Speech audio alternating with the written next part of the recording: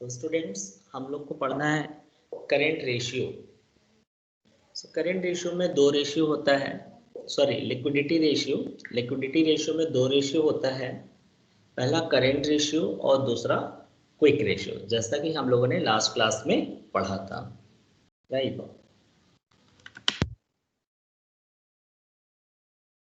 Screen पे दिख रहा होगा current assets upon current liabilities. और क्विक रेशियो का जो फॉर्मूला होता है वो quick assets upon current liabilities होता है। तो अगर से क्वेश्चन में कह रहा है कि कैलकुलेट लिक्विडिटी रेशियो, ध्यान देना जो मैं बता रहा हूँ। If it is saying in the question calculate liquidity ratio, it means you are supposed to calculate current ratio and quick ratio both. Okay, quick ratio is also known as liquid ratio. ठीक है, so liquidity is a broad concept which includes current ratio and quick ratio both. ठीक है, so अगर कहता है calculate liquid ratio तो only आपको liquid ratio निकालना है, इट मीन्स क्विक रेशियो। लेकिन लिक्विडिटी कहेगा तो आपको दोनों फाइंड करना है। ये क्लियर हो गया होगा। कभी कभी स्टूडेंट कंफ्यूज हो जाते हैं लिक्विडिटी और लिक्विडिटी। सो अब आते हैं, हम लोग बात करते हैं कि करेंट रेशियो कैलकुलेट करने के लिए करेंट एसेट्स चाहिए होता है और करेंट लायबिलिटीज। ठीक है, सो करेंट एसेट्स अगर बैलेंस शीट बनाकर दिया है तब तो बहुत अच्छी बात है कि करेंट एसेट्स देखा, बस टोटल उठाया वही लिख दिया, और करेंट लायबिलिटीज का टोटल जो भी है वो लिख दिया, हो गया। बट आपको क्वेश्चन में, जैसा कि क्वेश्चन नंबर 1 आप देखेंगे, लिक्विडिटी रेशियो टॉपिक है और उसमें बोल रहा है कि compute the current ratio, but आपको जो डेटा दिया है वो बैलेंस शीट नहीं दिया है, उसके आइटम्स दिए हैं। तो अब आपको कैलकुलेट करना होगा कि करेंट एसेट्स कितना हुआ और करेंट लायबिलिटी।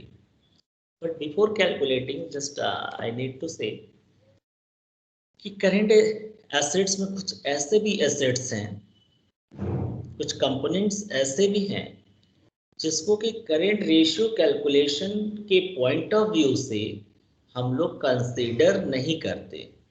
तो आप लोग नोटबुक लिए हो, आप पहले लिख लो कि करेंट एसेट्स में कुछ ऐसे एसेट्स हैं जिसको हम लोग कंसीडर नहीं करते करेंट रेशियो निकालने के पॉइंट ऑफ व्यू से। तो लिखिए, सबसे पहले इन्वेंट्री में जो लूज टूल्स होता है, आपको पता होगा कि loose tools is a part of inventory. ठीक है, सो इन्वेंट्री तो करंट एसेट्स होता है, लेकिन इन्वेंट्री में जो लूज टूल्स होता है उसको हम लोग current ratio calculation point of view से कंसिडर नहीं करेंगे। इट मीन्स कि अगर क्वेश्चन में इन्वेंट्री दिया है और ब्रैकेट में लूज टूल्स की वैल्यू भी दिया हुआ है, तो लूज टूल्स की जो भी वैल्यू होगी उसे पहले इन्वेंट्री से माइनस कर देंगे, फिर जो आएगा इन्वेंट्री का वैल्यू उसको हम लोग करेंट एसेट्स में कंसिडर करेंगे। ठीक है, तो पहला पॉइंट तो ये हो गया। दूसरा पॉइंट, जब हम लोग ट्रेड पेबल्स की बात करते हैं, ट्रेड पेबल्स में आपको पता है कि दो चीजें होती हैं, debtors and bill receivable. So debtors में आप ध्यान दो, कभी कभी लेस प्रोविजन फॉर डाउटफुल डेब्ट होता है। यस, तो हम लोग जब करेंट एसेट कैलकुलेट करेंगे तो डेटर में से प्रोविजन फॉर डाउटफुल डेब्ट माइनस करने के बाद जो डेटर्स आएगा उसको लेंगे करेंट एसेट्स में। ठीक है, तो ध्यान रखना, प्रोविजन फॉर डाउटफुल डेब्ट है तो माइनस करने के बाद जो डेटर आया होगा हम लोग कंसिडर करेंगे। तो करंट एसेट्स में सारा करंट एसेट्स होगा सिवाय लूज टूल्स के। ठीक है, और प्रोविजन फॉर डाउटफुल डेब्ट माइनस करके, अगर डेटर अलग दिया है, प्रोविजन फॉर डाउटफुल डेब्ट अलग दिया है, तो आप उसे माइनस कर लोगे और फिर दिखाओगे नेट डेटर्स। तो करंट एसेट कैलकुलेट करने के लिए आप इस तरीके से करोगे। ठीक, और उसके बाद करंट लायबिलिटीज तो सिंपल है, 4 आइटम्स है, short term borrowing, trade payables, other current liabilities और short term loans, sorry short term provisions. Short term provision में ध्यान रखना कि तुम्हारा सिलेबस में जो शॉर्ट टर्म प्रोविजन है उसमें सिर्फ provision for income tax he consider किया जाएगा। है तो और भी चीज़ें, बट स्ट्रिक्टली आपका सिलेबस के अकॉर्डिंग प्रोविजन फॉर टैक्स को ही कंसिडर करना है। हालांकि प्रोविजन फॉर डाउटफुल डेब्ट भी है, पोस्ट डिविडेंड होता था लेकिन अब हटा दिया गया। तो ये सारी चीज़ें, तो चलो हम लोग सॉल्व करते हैं। तो आप लोगों को आई होप समझ में आ गया कि लूज टूल्स को क्या करना है। तो तनिष्का, लूज टूल्स को करेंट एसेट में इंक्लूड करना है या नहीं? No sir. प्रोविजन फॉर डेब्ट को क्या करना है?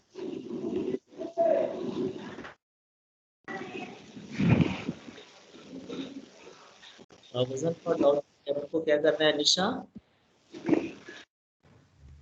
सब माइनस करके दिखाएंगे। हाँ, वेरी गुड बेटा। तो चलो हम लोग पहला क्वेश्चन सॉल्व करते हैं। आप सभी लोगों के पास है क्वेश्चन और हम लोग सॉल्व करते हैं।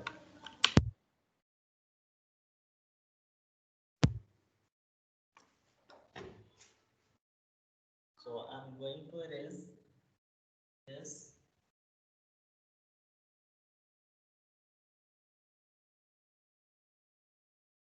देखो फॉर्मूला फर्स्ट ऑफ ऑल कह रहे हैं from the following particulars compute the current ratio. तो you are supposed to put the first of all formula of current ratio, right? Current ratio is equal to current assets upon current liabilities, ठीक है। और ideal standards Uno 2:1 है।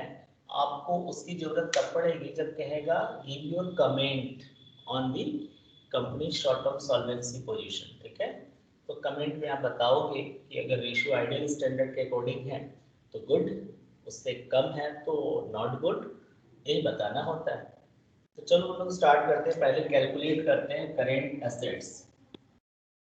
सो current assets में आप लोग भी अपने कॉपी पे कैलकुलेट करो, देखो क्या क्या आएगा। सबसे पहले क्या है, लैंड एंड बिल्डिंग, ये तो आएगा नहीं, इन्वेंट्री आएगा। सो इन्वेंट्री डायरेक्टली दिया है, ठीक है, लूज टूल्स वगैरह नहीं लिखा है, तो हम डायरेक्टली लिख लेंगे इन्वेंट्री। तो ट्रेड रिसीवेबल 90,000, ट्रेड रिसीवेबल को हम TR लिख रहे हैं, आप लिख लोगे। करेंट इन्वेस्टमेंट दिया हुआ है जिसको हम CI या लिख देते हैं करेंट इन्वेस्टमेंट, ठीक है। फिर उसके बाद ट्रेड पेबल्स तो आएगा नहीं, इधर लॉन्ग टर्म बोर्विंग नहीं आएगा, शॉर्ट टर्म बोर्विंग नहीं आएगा, प्रोविजन फॉर टैक्स नहीं आएगा, आउटस्टैंडिंग एक्सपेंसिव नहीं आएगा, कैश एंड कैश इक्विवेलेंट्स आएगा। तो plus cash and cash equivalents, ठीक है। तो ये देखो आएगा आपकी किताब में दिया, उसकी वैल्यू पुट कर लो। इन्वेंट्री है 70,000 की और ट्रेड रिसीवेबल है 90,000 का, करेंट इन्वेस्टमेंट दिया हुआ है 35,000 का, ठीक है, और कैश एंड कैश इक्विवेलेंट दिया है 5,000 का। सो आप टोटल देख लो कितना आ रहा है, 916 2 लाख। तो करेंट एसेट्स 16 हो गया। अब करेंट लायबिलिटी, सो करेंट लायबिलिटीज, तो करंट लायबिलिटी में देखो ऊपर से अगर हम आ रहे हैं तो पहले ट्रेड पेबल दिया है 46 का, ठीक है, ट्रेड पेबल्स। और क्या दिया है चेक करते हैं, शॉर्ट टर्म बोर्विंग दिया हुआ है, शॉर्ट टर्म बोर्विंग, राइट। उसके बाद प्रोविजन फॉर टैक्स जाएगा क्योंकि शॉर्ट टर्म प्रोविजन का पार्ट है। सो प्रोविजन फॉर टैक्स ये शॉर्ट टर्म प्रोविजन का पार्ट होता है। शॉर्ट टर्म प्रोविजन नहीं दिया है, केवल एक पार्ट दिया है कंपोनेंट, तो वही लिखेंगे। अब आता है outstanding expenses, तो outstanding expenses is the part of other current liability, तो वो भी आएगा outstanding expenses। अगर other current liability दिया होता तब नहीं लिखते, बट यहाँ पर नहीं दिया है, ठीक है। तो दिख रहा है सभी को प्रॉपर, ठीक है। सो वैल्यू पुट करते हैं हम लोग। Trade payable is given of 46,000, short term borrowing is given of rupees 20,000 and provision for tax is given 10,000, ठीक है। 10,000 का provision for tax and outstanding expenses is given 4,000। तो चलो टोटल करते हैं। तो टोटल करने में देखो 46 प्लस 450 70 80 80,000 आ रहे हैं, राइट। तो now apply the formula. Current ratio is equal to 2 lakhs is the current assets, 80,000 is current liability, right. अब हम कैंसिल करते हैं 1 2 3 1 2 3, यू कैन सी ये अब बचा 20 और 8, तो 8 से कैंसिल करते हैं, तो 8 2 जा 16 बचा 4, पॉइंट और 0 बढ़ाएंगे 40 हो जाएगा, तो 8 5 जा 40, तो रेशियो आ रहा है 2.5:1। ओके, सो आंसर आप लिखाओगे current ratio of this company is 2.5:1। So अगर आपसे पूछा जाए कि how is the current ratio or short-term solvency position of this company, so you will say the ideal standard is 2:1, and here the current ratio of this company is 2.5:1, which is more than the ideal standard. So now we can say that the short-term financial position of this company is sound. Okay, good. So you all have written, students. Nisha Pal, yes sir. Clear है सबको ये question? चलो बहुत अच्छी बात है। Current ratio का देखो फॉरवर्ड अभी समझ में आ गया, बहुत सारे क्वेश्चन हम लोग लगाएंगे। एक मैंने फुल फ्लेज क्वेश्चन लेकर से मतलब ऐसे बताया। अब आते हैं हम लोग क्विक रेशियो पे, ठीक है, या दोनों रेशियो होगा अगला टॉपिक। दूसरा क्वेश्चन है, इसमें आपको करेंट रेशियो और क्विक रेशियो दोनों ही सॉल्व करना है, ठीक है। तो हम लोग सॉल्व करते हैं नेक्स्ट क्वेश्चन, ठीक है। क्विक रेशियो का फॉर्मूला मैंने बताया हुआ है, क्विक एसिड कैसे फाइंड करेंगे वो भी हम फिर से बता देंगे। तो स्टार्ट करते हैं सेकंड क्वेश्चन, आप लोग देखिए।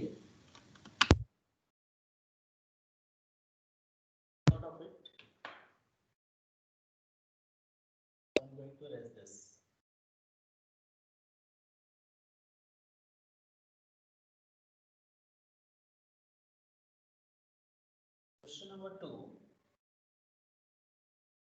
Question number 2 saying calculate current ratio and quick ratio। तो पहले हम लोग करंट रेशियो लिख लिया, ठीक है। तो करंट रेशियो फाइंड करेंगे। तो करंट रेशियो के लिए सबसे पहले हमें चाहिए करंट एसेट, हम सी ए से लिख रहे हैं। करंट एसेट आप पूरा लिख सकते हो सी ए। तो देखो इसमें क्या क्या है, इन्वेंट्रीज है 2,50,000 का, डायरेक्टली हम अमाउंट लिख रहे हैं। आप लोग अपने एक समझा दिया मैंने कैसे करना है। आप पहले आइटम्स का नाम लिख लो, फिर उसके नीचे उसकी वैल्यू लिखकर ऐड कर सकते हो वर्किंग। तो देखो इन्वेंट्रीज 2,50,000 का है। Trade receivable net provision less करके दिया है 1,30,000, तो ये भी आएगा इसमें। फिर उसके बाद इन्वेस्टमेंट शॉर्ट टर्म है, वो भी आएगा 30,000, करंट एसेट्स का पार्ट होता है।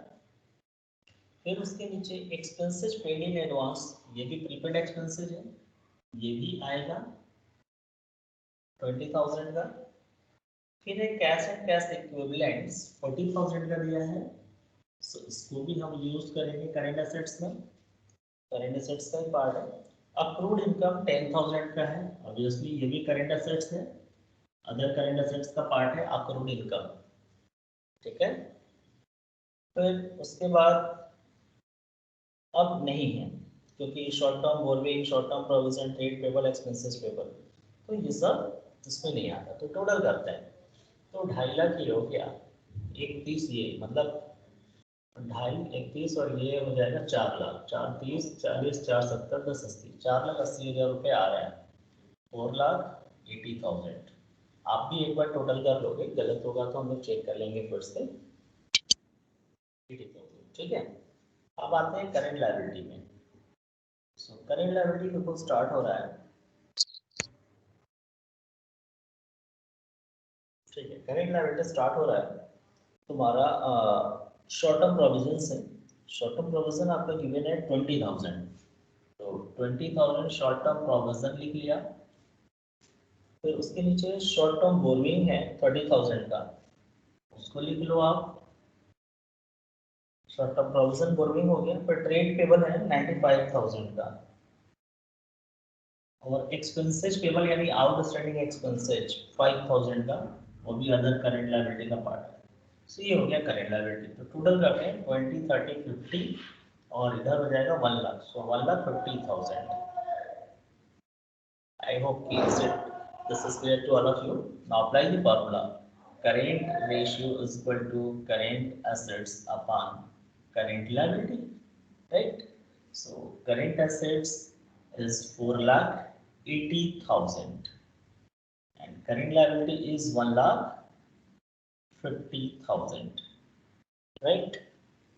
तो अब फाइंड करते हैं हम लोग 1 2 3 1 2 3 4 4 कैंसिल करते हैं। तो 15 से अगर कैंसिल करते हैं तो 15 3 जा 45, तो बचा कितना, 48 में से 45 गया, बचा 3। सो पॉइंट लगा दिया, तो अब हो जाएगा 30। तो 15 2 जा 30, तो आंसर आ रहा है 3.2:1 current ratio. You can check your answer. I think this is correct. So once you will write, so I will come on the quick ratio. So is it clear to all of you students?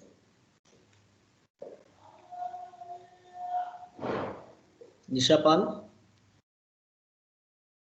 Yes, sir. Okay, तो बेटा same question से हम लोग अब लगाएंगे quick ratio, ठीक है। So quick ratio कैसे सॉल्व करना है वो हम बताते हैं, आप इसको स्क्रीनशॉट ले लो आप लोग।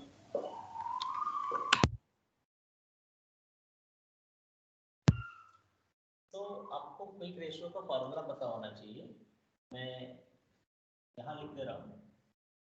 Quick ratio is equal to quick QUICK quick assets upon current liability। तो देखो लायबिलिटी कॉमन है, लायबिलिटी में कोई चेंज नहीं, क्वेश्चन सेम है तो करंट लायबिलिटी भी सेम होगा, करंट लायबिलिटी यही वाला फिगर ले लेंगे, बट हमें क्विक एसेट पता करना होगा। तो देखो बेटा आप सभी लोग ध्यान से क्विक एसेट कैसे निकालते हैं।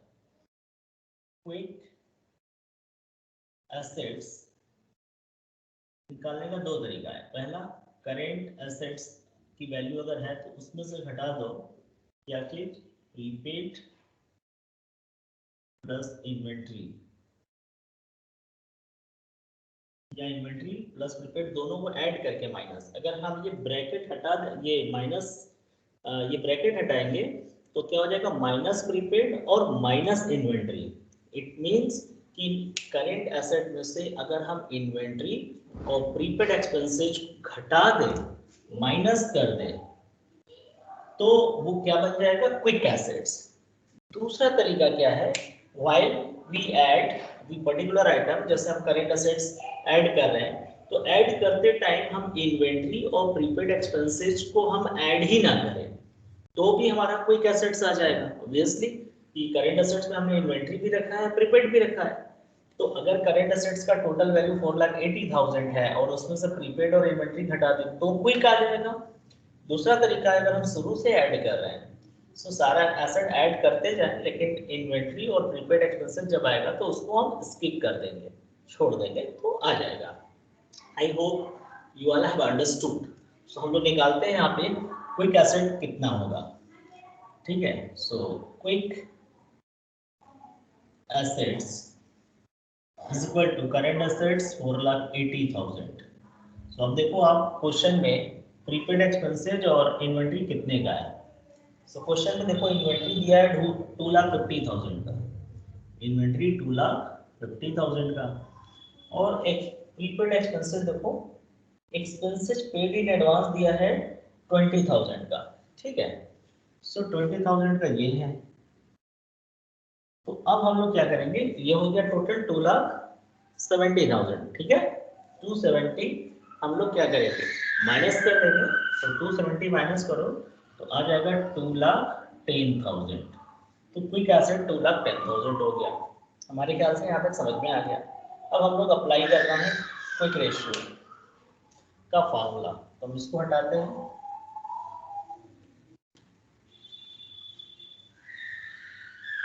तो quick ratio is equal to, quick asset is 2,10,000 and current liability would be same.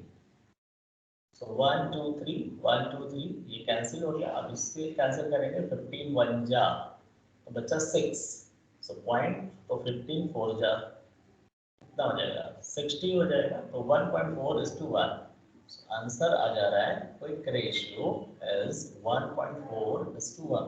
सीधा answer, yes, is correct. So I hope you all have understood how to calculate quick ratio and current ratio. So Mrityunjay, is it clear? Yes, sir. Okay. So take a screenshot of it. I hope कि आप लोगों को यहाँ तक समझ में आया। और इसके बाद का क्वेश्चन नंबर 3 आप खुद से करेंगे। जो मैं स्किप कर रहा हूँ वो आप लोगों को खुद से घर पे प्रैक्टिस करना है, अभी नहीं, अभी मैं आगे सॉल्व करवाऊंगा। आप निशान लगा लो। क्वेश्चन नंबर 1 और 2 मैंने करा दिया। Practical question number 3 you will do yourself. Okay, sometimes you will be asked comment. तो कमेंट मैंने बताया। क्विक रेशियो का आइडियल स्टैंडर्ड रेशियो क्या है मैंने नहीं बताया आप लोगों को। क्विक रेशियो का आइडियल स्टैंडर्ड रेशियो आप लोग नोट कर लो, 1:1 है। क्विक रेशियो का आइडियल स्टैंडर्ड रेशियो क्या है, 1:1। इट मीन्स कि quick asset must be the same as to the current liability, यानी जितने रुपए की करेंट लायबिलिटी है उतने की ही करेंट एसेट्स होनी चाहिए। कि अगर पूरे क्रेडिटर एक साथ आते हैं पैसा मांगने, क्लेम करने, so we will be able to pay their debt by using the quick asset, because quick asset does not have any such kind of asset which cannot be converted into the cash, है ना। क्योंकि आपको पता है कि quick assets में सिर्फ वही एसेट्स होते हैं जो कैश में कन्वर्ट हो सकते हैं। इन्वेंट्री और प्रीपेड एक्सपेंसेस मैंने हटा दिया। तो इन्वेंट्री और प्रीपेड है जो पैसा ब्लॉक करके बैठे होते हैं, तो जब इनको मैंने हटा दिया तो अब तो सेम होना चाहिए। सो कभी कभी होता है कि क्वेश्चन में क्विक रेशियो आपको बहुत, सॉरी, करेंट रेशियो 2:1 3:1 5:1 8:1 दिया है, बहुत ज़्यादा। लेकिन सही मायने में अगर हमको पता करना होता है तो हम जब बहुत ज़्यादा हो तो हमें चेक करना चाहिए तुरंत क्विक रेशियो। क्विक रेशियो क्या करता है कि आपको एकदम क्लियर पिक्चर देता है, ठीक है। क्विक रेशियो आप लिखेंगे यहाँ पर QUICK होगा और हमने, ठीक है। तो ये हमें साफ साफ बताता है कि एक्चुअली इनका क्विक एसेट कितने का है और ये क्षमता है इनकी पेमेंट करने की कि नहीं। तो कभी कभी इतना ज़्यादा पैसा स्टॉक यानी इन्वेंट्री में ब्लॉक होता है कि अगर हम क्विक रेशियो निकालें तो 1:1 की जगह 0.5:1 हो जाता है। इट मीन्स कि बहुत ज़्यादा पैसा ब्लॉक है, तो दिस इज़ नॉट गुड, ठीक है। तो शॉर्ट टर्म सॉल्वेंसी रेशियो एक आइडियल स्टैंडर्ड तो बनाया गया है कि current ratio should be 2:1 and quick ratio should be 1:1। If it is more it is good. So आप इसको याद कर लोगे, मतलब आइडियल स्टैंडर्ड, एंड इसको सॉल्व करोगे अपने से और क्वेश्चंस। तो अब आते हैं हम लोग क्वेश्चन नंबर 4। सो आप देखो क्वेश्चन नंबर 4 भी बहुत सिंपल है, but I will be solving here. कि कुछ स्टूडेंट हो सकता है कि डाउट हो कि कैसे आएगा कैसे नहीं आएगा, तो बड़ा कॉमन सा कॉन्सेप्ट है इसमें। लिखा है from the following compute the current ratio, right. आप सभी लोग क्वेश्चन एक बार पढ़ लो अच्छे से, फिर मैं डिस्कस करता हूं, ठीक है।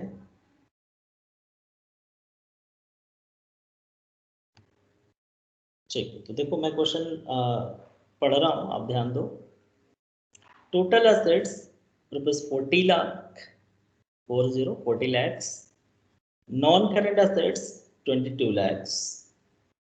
And shareholders fund include share capital and reserve and surplus 24 and 3 lakhs. Non-current liabilities 8 lakhs. Now you are supposed to calculate current ratios. So how to calculate? Anybody having the idea? So कोई बता सकता है इसमें? Mrityunjay, do you have any idea how to calculate current asset and current liability? Because we require it to calculate the current ratio. कोई idea है?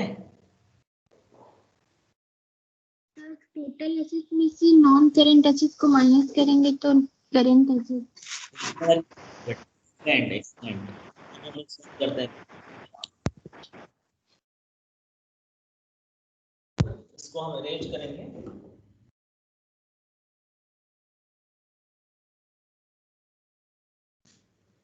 Question number 4,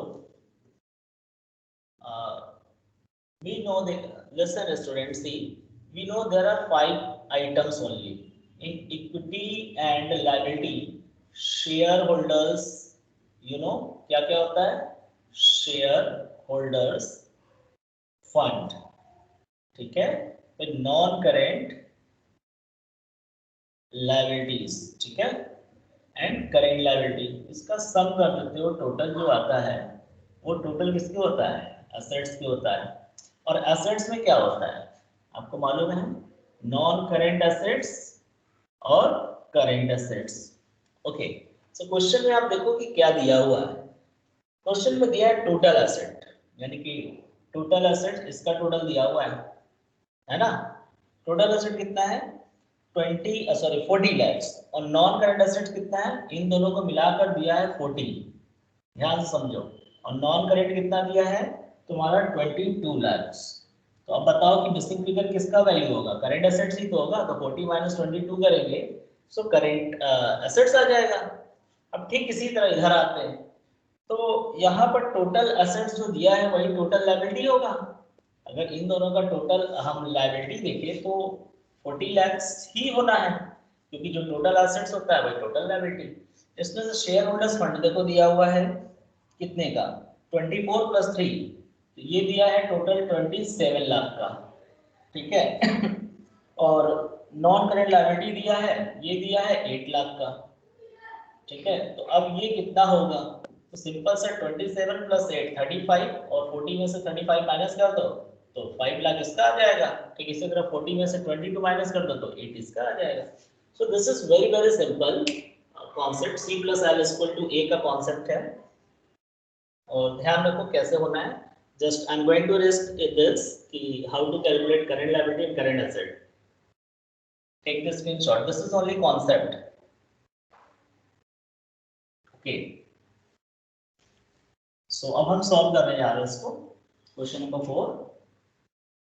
तो first of all we should write current ratio is equal to current assets upon current liability. Now current asset will be total assets minus non-current assets.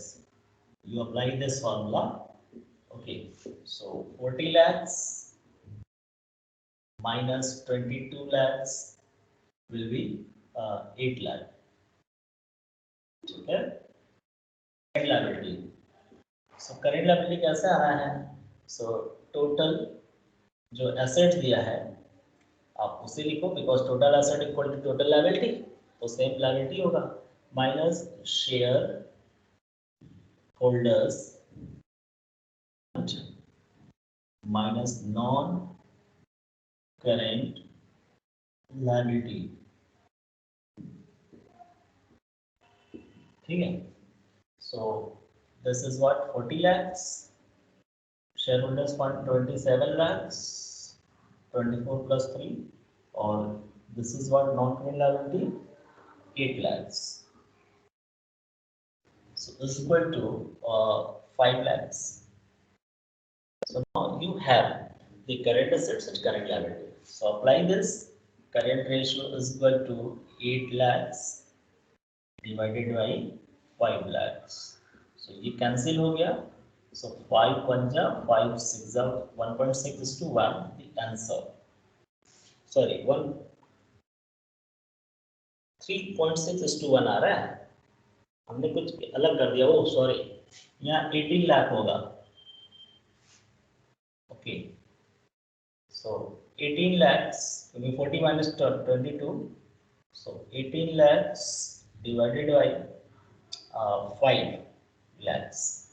So 1 2 3 1 2 3 1 2 1 2 5 3 is the 15.56. So okay. So this is the answer. 3.6 is to 1 is the current ratio. So Namrata, did you get the answer? Yes, sir. Okay, Mahima. Yes, sir. Okay, very good. So now question number 6A, I'll be discussing later. This is a property based question because today is only the 10 student has been joined, so इसलिए मैं अभी आगे और पढ़ाऊंगा numerically, और जो property based है मैं सबके साथ डिस्कस करूंगा. ठीक है, बाकी जो लोग नहीं है वो देखेंगे कैसे होना है. सो स्टार्ट करते हैं क्वेश्चन नंबर 11 से. See on the page number 5.124. Got the page number and question number 11. इसके बीच के जितने क्वेश्चन है वो प्रॉपर्टी बेस्ड है. I'll be discussing, मतलब थ्योरी बेस्ड मतलब है न्यूमेरिकल पे ही बेस्ड. हम उसको अपने से एग्जाम्पल ले लेके समझाएंगे, तो इट विल टेक टाइम. तो इसके पहले कि हम लोग पहले और क्वेश्चन लगा लें. क्वेश्चन नंबर 11 आप लोग देखो, समझ में आ रहा है? महिमा Singh, did you find the question? Working capital Yes. 1 lakh, working capital is 1,92,000. Is it not? Long term debt 80,000, total debt 2 lakh, and you are supposed to calculate current ratio. So कितने लोग कर लेंगे? How many people will solve this? Anjali. Okay, Mrityunjay कर लेंगे. Anjali, Yes, sir. you can. Sir Okay. Try तो कर ही सकते हैं. हाँ करिए, कोई बात नहीं, करिए. मैं भी सॉल्व कर रहा हूँ साथ में आप लोगों के. Start trying.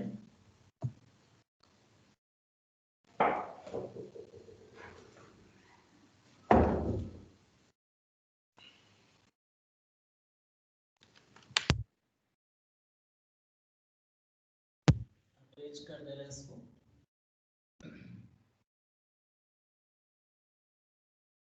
Question number 11. The information is working capital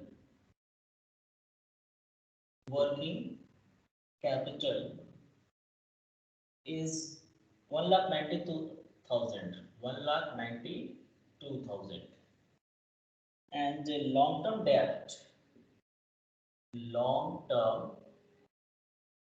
debt rupees 80,000. Okay, and now bank over total debt rupees 2 lakh. ठीक है, now find current ratio. ठीक है. सो देखो, हम लोग को वो सबसे पहले सॉल्यूशन के टाइम याद रखो, जब भी हम सॉल्व करें तो पहले फॉर्मूला लिख लो. ठीक है, current ratio is equal to current assets upon current liabilities. तो फाइंड करो कि करेंट लायबिलिटी कैसे होगा. सो देखो, this is what total debt. Total debt means what? देखो आप सभी लोग students, total debt is equal to non current liability plus current liability. Total debt means non current liability plus current liability होता है. Okay, और यहाँ पर देखो, नॉन करेंट का मतलब क्या होता है? नॉन करेंट का मतलब long term debt, you know already. So देखो आप लोग यहाँ पर लॉन्ग टर्म डेट दिया है 80,000, टोटल डेट दिया है 2 लाख। सो बताओ टोटल डेट में से नॉन करेंट हटा दो तो बचेगा क्या, current liability. Okay, so current liability is equal to total debt minus long term debt, right. So 2 lakhs minus 80,000 will be 1,20,000। ये तो हो गया आप लोगों का liabilities और assets। So assets क्या होता है, तो here working capital is given, you know the working capital is equal to current assets minus current liability। Working capital means current assets minus current liability। So current asset is equal to working capital plus current liability, यही होगा। आप check कर लो, current asset is equal to working capital, ये current liability इधर आ जाएगा, plus हो जाएगा। सो अब आपके पास वर्किंग कैपिटल गिवन है कितना, 1,92,000 और करंट लायबिलिटी अभी आपने फाइंड किया 1,20,000। सो अब टोटल आप कर लो, टोटल करोगे तो समझ में आ जाएगा कि कितना हुआ। So 1 lakh, 1 lakh, 2 lakh, 3,12,000। So 3,12,000 is the working capital, right, sorry current assets. So अब हमारे पास आ गया सब कुछ, अब फार्मूला पे अप्लाई कर दो। करंट रेशियो के लिए करंट एसेट्स 3,12,000 और करंट लायबिलिटी 1,20,000। सो अब कैंसिल करो, 1 2 3 1 2 3। अब ये जीरो है, इसको हटाकर यहाँ लगा दिया पॉइंट। अब छोटा कर लो इसको। सो 12 से कैंसिल करते हैं इसको, तो 12 2 24। सो 31 में से 24 गया, बचा 7 और यहाँ पर 2 है तो 12 6 72 और एक पॉइंट है यहाँ पर, तो यहाँ पॉइंट लगा दिया, तो आंसर आ जाएगा 2.6:1। सीधा answer, yes, the said answer is given। समझ में आ गया सभी को?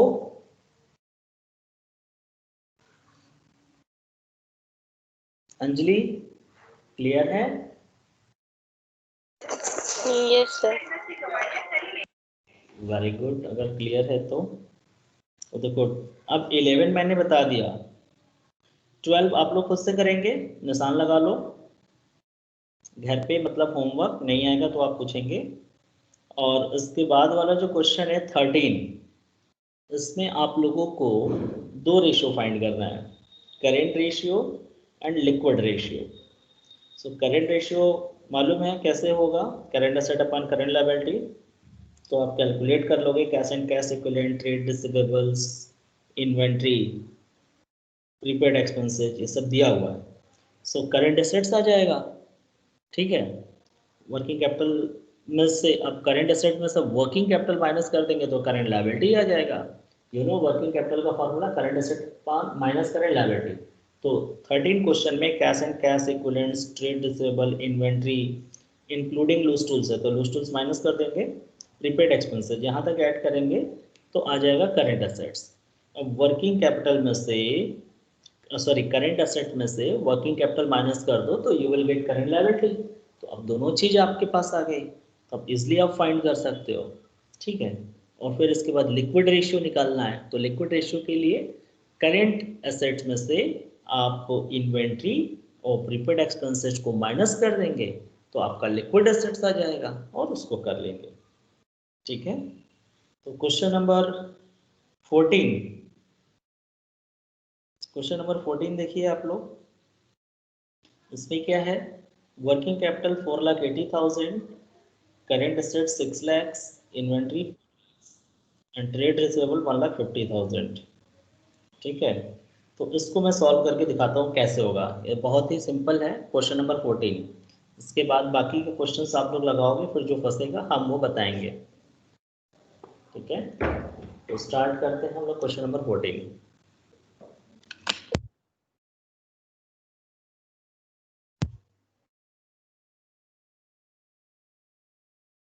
आप लोग भी ट्राई करते रहो जिसको आ रहा है। Question number 14। सो 14 में देखो दिया है वर्किंग कैपिटल इज 4,80,000, ठीक है, और current asset is given 6 lakhs, और inventory is given is 4 lakhs, and trade receivable is given 1,50,000। और आपको फाइंड क्या करना है? Current ratio. So current ratio is equal to current assets upon current liability. So यहाँ पर करेंट एसेट्स कैसे आएगा?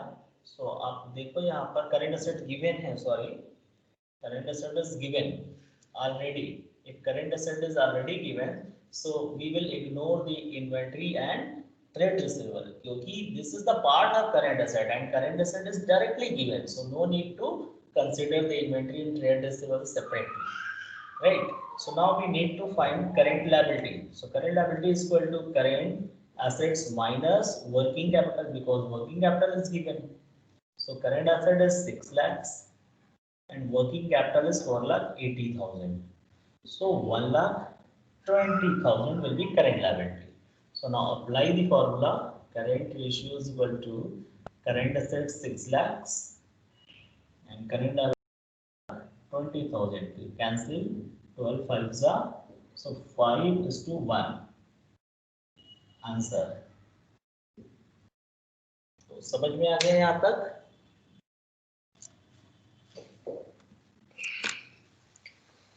समझ आ रहा है Nisha, Shivani? Yes sir. Yes sir. हाँ, और किसी को कोई कंफ्यूजन अभी तक यहाँ उत्पन्ना?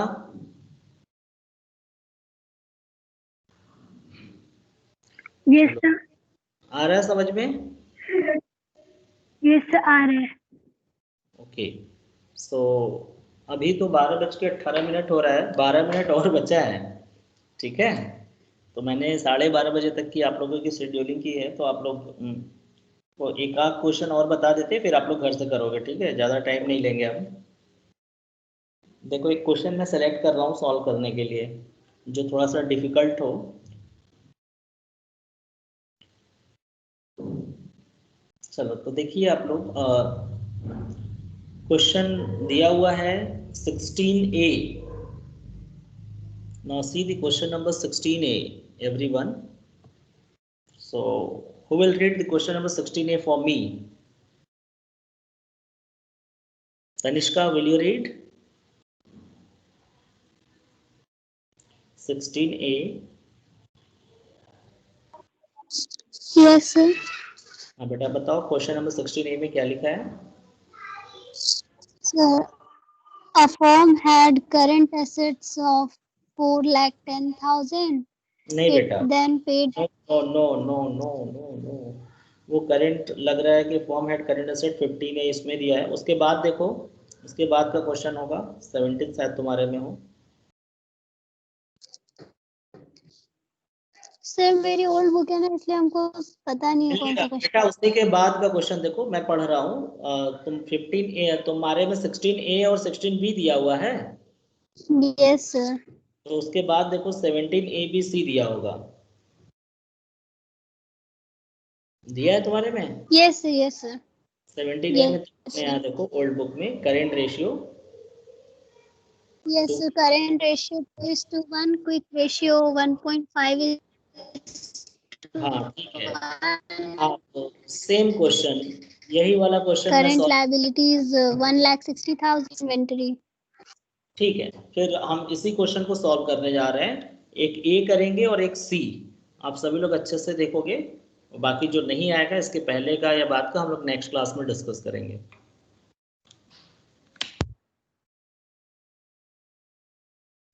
और पुराने बुक में 17 है। I am writing the information so that you can understand. If you don't have book or some other years old book.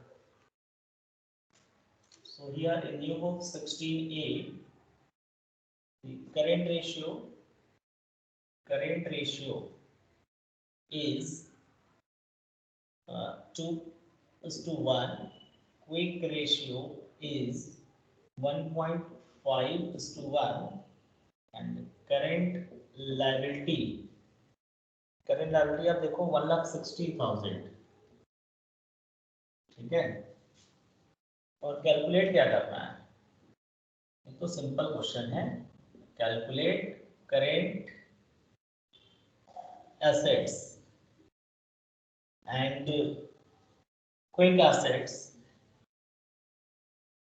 Quick assets and inventory, ठीक है।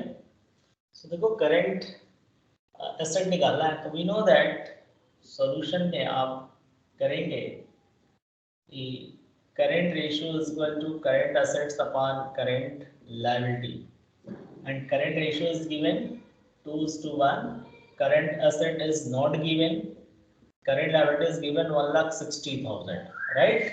So we do cross multiply, okay? So क्या हो जाएगा यहाँ पे, current assets का 1 में multiply करेंगे तो करंट एसेट्स ही रहेगा, और यहाँ 160 में 2 का मल्टीप्लाई कर दो तो 3,20,000 हो गया पहला वाला आंसर, करंट एसेट्स आ गया। अब इसी तरह क्विक एसेट निकालना है, so quick ratio is equal to quick assets upon current liability. So quick ratio is 1.5:1, and quick asset is not given but current liability is given, so cross multiply करेंगे। So quick asset 1,60,000 into 1.5, so 2,40,000 हो जाएगा answer. अब आपको inventory चाहिए third, so देखो inventory is equal to current assets minus quick asset, because current asset includes inventory but quick asset does not include inventory. So current asset is 3,20,000, इसके अंदर include है inventory, but quick assets जो है वो 2,40,000 है जिसमें inventory नहीं है, तो इन दोनों का जो डिफरेंस आएगा वो आएगा इन्वेंटरी 80,000, सीधा आंसर।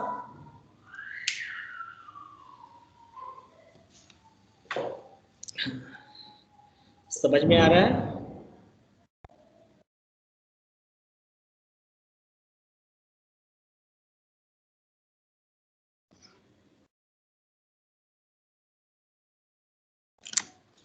हो गया सभी का? Tanishka, Anjali, yes sir. समझ में आ गया ना कैसे आएगा आंसर? Yes, sir. यस। चलो अब हम 16C क्वेश्चन करेंगे, ठीक है। 16B आप लोग कर लोगे, जो आप लोगों के इसके ऊपर 15 वाला जो नए बुक में भी हमने नहीं कराया, जो पढ़ रही थी तनिष्का, उसको हम बाद में करा देंगे फिर से। अभी मैं सिंपल क्वेश्चन करा रहा था कि आप लोग फटाफट कर लो, ठीक। तो स्टार्ट करते हैं नेक्स्ट इसी क्वेश्चन का सी वाला पोर्शन।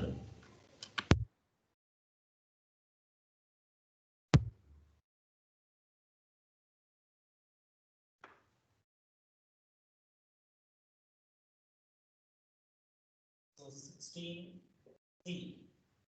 16C में आप देखो वर्किंग कैपिटल दिया हुआ है, working capital is given 5,40,000,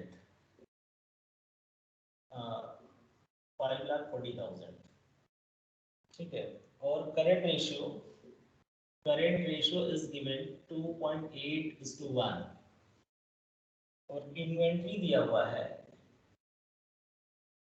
inventory is given 3,30,000, ठीक है।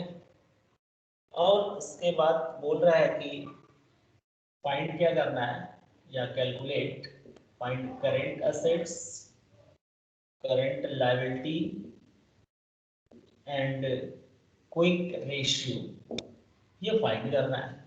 क्वेश्चन का इंफॉर्मेशन आपके पास है, अगर क्वेश्चन नहीं रखे हैं तो यहाँ से इंफॉर्मेशन ले लो। चलो हम फाइंड करते हैं। सो करेंट एसेट करेंट लायबिलिटी, पिछले क्वेश्चन में तो करेंट रेशियो दिया था, क्विक रेशियो दिया था और करेंट लायबिलिटी दिया था, बट यहाँ तो सिर्फ करेंट रेशियो दिया है और वर्किंग कैपिटल दिया है, तो करेंट दिया है तो क्विक रेशियो दिया है, तो कैसे करें? सो देखो बड़ा सिंपल सा तरीका है कि करेंट रेशियो ही दिया इतना ही काफ़ी है, होता है ना कि एक क्लू मिल जाए बस। So you know that current ratio is equal to current assets upon current liability, है ना? तो यहाँ पर current ratio दिया है 2.8:1. What does it mean? So current ratio is 2.8:1.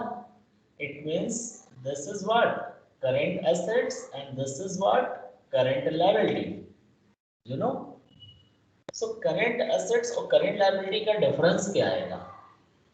हमारा वर्किंग कैपिटल आता है, since we know current assets minus current liability is equal to working capital, यही होता है ना?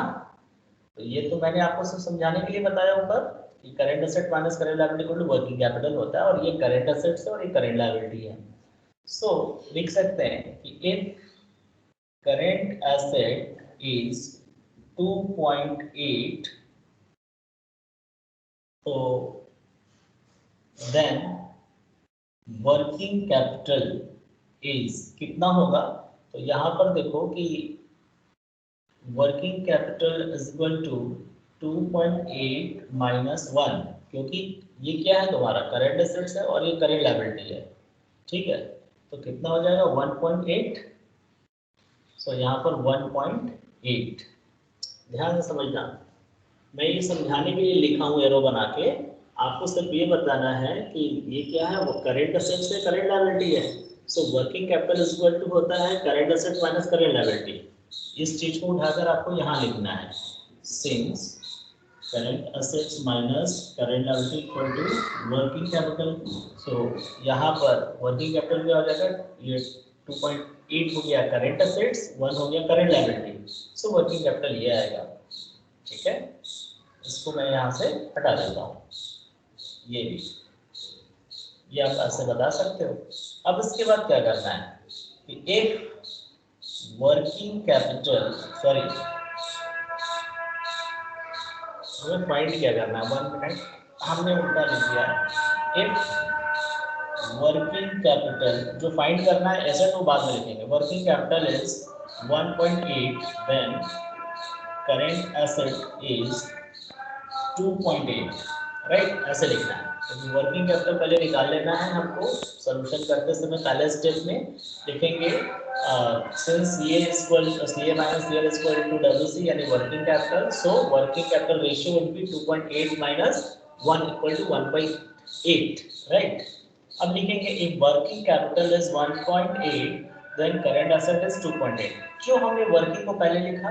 क्योंकि वर्किंग का एक्चुअल फिगर दिया हुआ है ना? और हमें फाइंड क्या करना है, करंट एसेट्स, इसलिए करंट एसेट्स को बाद में लिखेंगे जो फाइंड करना है। इफ वर्किंग कैपिटल इज 5,40,000, ठीक है, then current assets will be 2.8 upon 1.8। तो जो बार पे लिखा होता है उससे ऊपर, जो यहाँ पहले लिखे उसको नीचे, और जो ये वैल्यू है इसको यहाँ लिखेंगे, ठीक? अब पॉइंट से पॉइंट कैंसिल हो गया, सो 18 से 3 टाइम्स में ये कैंसिल हो जाएगा, तो कितना हुआ 30,000। अब मल्टीप्लाई कर दो, तो 0 0 0 0, 3 गुना 24, 3 गुना 26 और 2 28, तो आ रहा है आपका 28,40,000 आ रहा है। एक मिनट, 18 3 54, 5,40,000, 4 0 4 0 हो गया। 28 को 3 का गुणा करेंगे, हाँ ठीक है, 28,40,000 ही आ रहा है, ठीक है? सो तुम्हारा करंट एसेट कितना आ रहा है, 28,40,000। अब तुम्हें क्या चाहिए, करंट लायबिलिटी। तो करेंट लायबिलिटी इक्वल टू होता है current assets minus working capital. तो करेंट एसेट तुम्हारा है 28,40,000 रुपए और वर्किंग कैपिटल कितना है, ऊपर दिया है 5,40,000 रुपए। तो माइनस कर दो तो आ जाएगा 23,40,000। ये हो जाएगा करेंट लायबिलिटी। अब तुम्हें चाहिए और क्या, quick ratio. So quick ratio कैसे निकलेगा, पहले यहाँ तक आप कर लो। देखो इसका आंसर दिया हुआ है 8,40,000 दिया है, कुछ हमने गलत कर दिया है क्या यहाँ? एक मिनट आप चेक कर लो कैलकुलेशन में, ये 5,40,000 ही दिया है ना। हाँ ठीक है, 2.8 ये 1 है, ठीक है। सो 18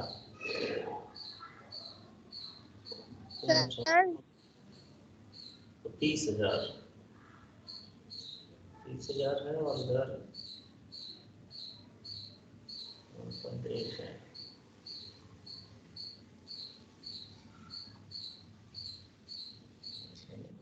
सर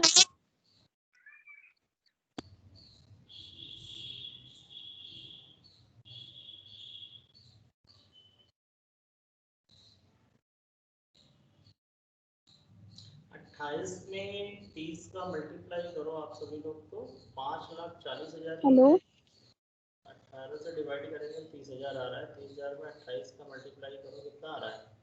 आप सभी लोग करो कैलकुलेशन, मिस्टेक है थोड़ा बहुत लग रहा है। 40,000 आएगा। 28 को 3 से मल्टीप्लाई करने पर 84 ही आता है ना। अच्छा 40 84 आएगा। Yes sir, 8,40,000। पता नहीं कैसे ज्यादा लिख दे, वही मुझे समझ में नहीं आ रहा है। करे कहाँ कैलकुलेशन मिस्टेक है। तो यहाँ पर सबसे पहले इसको सॉल्व करने पे 8,40,000 आ रहा है ना, और ये 8,40,000 होगा, 5 माइनस करेंगे तो 3 लाख आ रहा है, ठीक है। Yes sir. हाँ वो पता नहीं कैसे, वही हम कह रहे हैं क्यों ऐसा आ रहा है, ठीक है। सो यहाँ तक समझ में आ गया कि कैसे आया आप लोगों का करेंट लायबिलिटी 3 लाख। ये आपका हो गया करेंट एसेट्स, ये करेंट एसेट आपने निकाला, और ये क्या निकाल लिया, करेंट लायबिलिटी निकाल लिया। अब हमें चाहिए क्या, क्विक रेशियो। तो क्विक रेशियो के लिए तुम्हें चाहिए क्विक एसेट्स। तो क्विक एसेट के लिए हम क्या करेंगे, तो जो तुम्हारा करेंट एसेट्स है 8,40,000, उसमें से इन्वेंट्री को माइनस कर दो 3,30,000, तो आपका आ जाएगा, ठीक है। मैं यहाँ कर दे रहा हूँ, quick ratio is equal to quick assets upon current liability, ठीक है, दिख रहा है। हम निकालेंगे करेंट एसेट्स माइनस इन्वेंट्री, ठीक है। तो क्विक एसेट 8,40,000 रुपए है, माइनस तुम्हारा 3,30,000 है, तो आ जाएगा 5,10,000, ठीक है। सो अब quick ratio is equal to 5,10,000 और करंट लायबिलिटी तुम्हारा है 3 लाख। तो 1 2 3 1 2 3 1, ये कैंसिल, यहाँ पे एक पॉइंट हो गया। तो 3 1 जा 3 7 जा, तो 1.7:1। तो आप इसको नोट कर लो। समझ में आ गया यहाँ तक सभी को?